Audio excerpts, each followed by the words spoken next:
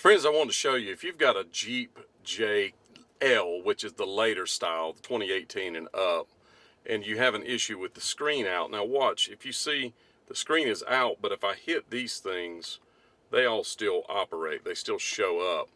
What that is the screen is not out.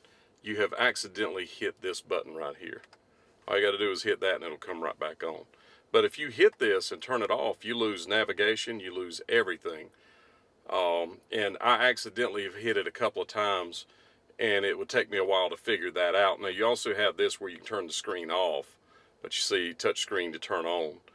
And but I just wanted to make you aware of this. Now there's another issue where the screen is actually just out, but none of these features would work.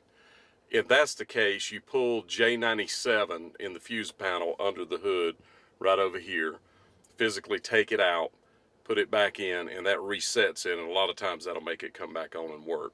But if you accidentally hit this, you'll think your screen's out, and you just don't know, and it's just that simple right there. Boom.